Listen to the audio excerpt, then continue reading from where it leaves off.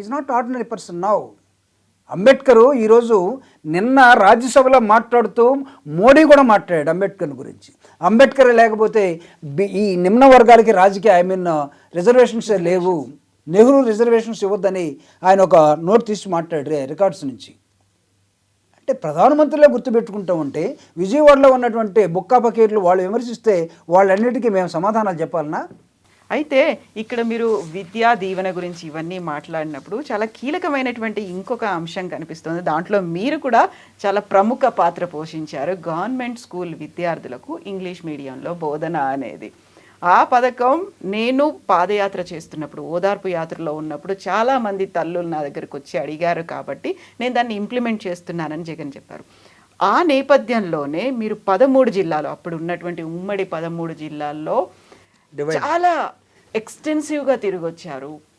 నేను నాతో పాటు ఎప్పటి నుంచో పేదలకి ఇంగ్లీష్ మీడియం పనిచేస్తున్నట్టు కంచి ఐలయ్య గారు, ప్రొఫెసర్ గారు, ఒక నాకు తెలిసి విప్లవకారుడే అనాలి, విప్లవ సినిమాల్ని, ఒక నూతన ప్రజాస్వామిక విప్లవ వాదాన్ని సినిమా రూపంలో ఈ రాష్ట్రానికి, ఈ దేశానికి పరిచయం చేసిన ఆర్ నారాయణమూర్తి గారు. ఒక దర్శకుడు, ఒక హీరో, నటుడు. అసలు ఆయనకి ఎన్ని మాటలు చెప్పినా తక్కువే, అంత గొప్ప వ్యక్తి.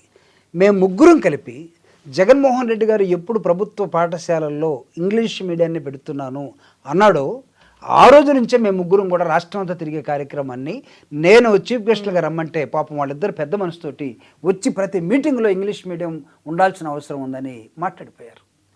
కంచి ఐలయ్య గారు అయితే ఇంగ్లీషు ఆయన మాట్లాడే విధానం కానీ, ఆయన దాన్ని ప్రేమించే విధానం కానీ, పేదవాడు ఇంగ్లీష్ నేర్చుకోకపోతే వాడు ఏమవుతాడో తెలిసినట్టు ఒక వ్యక్తిగా, ఒక శాస్త్రవేత్తగా, ఒక సైంటిస్టుగా, లేకపోతే ఒక సామాజిక విలువలను పాటించే వ్యక్తిగా కంచి ఐలయ్య గారు అయితే ఐ థింక్ ఆయన చెప్పిన విధానం నా బహిరంగ సభల్లో నాకైతే చాలా ఆనందం వేసింది.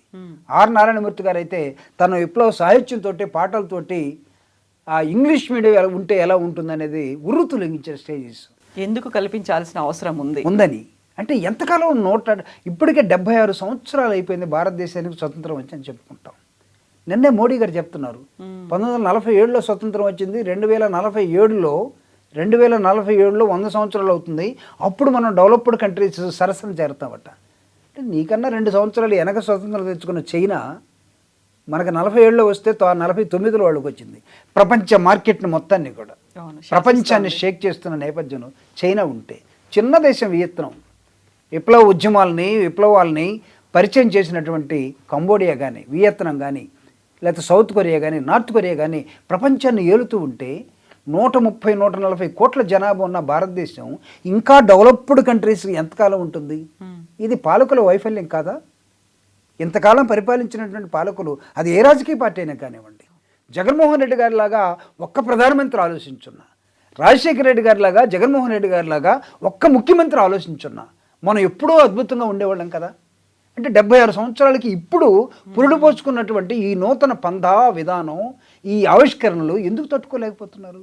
ఈ దేశం ఎదుగుతుంది కదా. ఈ దేశం ఎదగటానికి మీ కాంట్రిబ్యూషన్ లేకపోతే వదిలేయండి.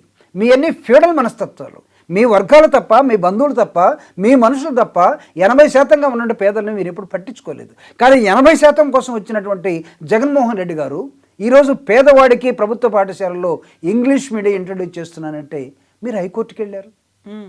హైకోర్టులో ప్రభుత్వం ఓడిపోయింది. అవసరం లేదు, తెలుగు సంస్కృతి కల్చర్ చచ్చిపోతుందట ఇంగ్లీష్ మీడియం వస్తే. వీళ్ళ పిల్లలు మాత్రం పుట్టినప్పటి నుంచే నారాయణ కాన్వెంటు, చైతన్య కాన్వెంటు, తర్వాత సెటిల్డ్ ఎట్ అమెరికా. వాళ్ళు మాత్రం తెలుగు, వాళ్ళ పిల్లలు ప్రపంచంలో అద్భుతంగా ఉంటే తెలుగు చచ్చిపోదు. పేదవాడు మాత్రం చదువుకుంటే తెలుగు చచ్చిపోతుంది. ఎందుకంటే వీడికి పనివాడు దొరకడు, వీడి కూలివాడు దొరకడు. మీరు వదిలేసినటువంటి ముసలి పేరెంట్స్ని మీరిచ్చే కూలి కోసం ఇంటి దగ్గర ఉండి చూసుకోవడానికి కూలివాళ్ళు దొరకరు. అందుకే డాక్టర్ బాబాసాహెబ్ అంబేద్కర్ ఏం చెప్తాడంటే, ఇంగ్లీషు బాగా వచ్చినవాడు, నేర్చుకున్నవాడు ఎలా శక్తివంతుడిగా ఉంటాడంటే, పులి పాలు తాగినవాడు ఎంత శక్తివంతంగా ఉంటాడో అంత శక్తివంతంగా. ఇంగ్లీషు మీరు చూడండి, జగన్మోహన్ రెడ్డి గారు ఇంగ్లీష్ ఎంత ఫ్లూయెంట్గా ఉంటుందో మీరు చూడండి. జగన్మోహన్ రెడ్డి గారు ఇద్దరు ఆడపిల్లల ఇంగ్లీష్ ఎలా ఉంటుందో, భారతి గారు ఇంగ్లీష్ మీరు చూడండి. జగన్మోహన్ రెడ్డి గారు ఈ రాష్ట్రానికి తండ్రి లాంటివాడు, ముఖ్యమంత్రి. తన పిల్లలు, సొంత పిల్లలు, తన కుటుంబం ఎలా ఉందో తన పరిపాలించే రాష్ట్రం మొత్తం కూడా అలా ఉండాలని ఒక విశాల హృదయాన్ని ప్రదర్శించి మొత్తం ఇంగ్లీష్ మీడియాన్ని ఇంట్రొడ్యూస్ చేస్తూ ఉంటే వీళ్ళు కడుపు మండిపోతూ ఉంది. సుప్రీంకోర్టుకి వెళ్ళారు. ఇప్పుడు సుప్రీంకోర్టులో కేసు పెండింగ్ ఉంది. జగన్మోహన్ రెడ్డి గారు పెట్టకూడదట ఇంగ్లీష్ మీడియం. జగన్మోహన్ రెడ్డి గారు పెట్టడం వల్ల తెలుగు చచ్చిపోతుందట. నేను చెప్పాను, తెలుగు భాష ఎప్పుడు చచ్చిపోదు. నన్నయ్య చచ్చిపోతాడు తెలుగుని ఇంట్రడ్యూస్ చేసిన వ్యక్తి మనిషి కాబట్టి. ఎర్రప్రగడ చచ్చిపోతాడు, లేకపోతే పోతన చచ్చిపోతాడు, లేకపోతే తెలుగుని ఉర్రు తొలగించి విప్లవ ఉద్యమాలుగా మార్చినటువంటి రాసినటువంటి మహాప్రస్థానం శ్రీశ్రీ చచ్చిపోతాడు. సామాజిక మార్పు కోసం తెగించినటువంటి గురుజాడ చచ్చిపోతాడు, జాషువా చచ్చిపోతాడు. కానీ తెలుగు చచ్చిపోయిందా?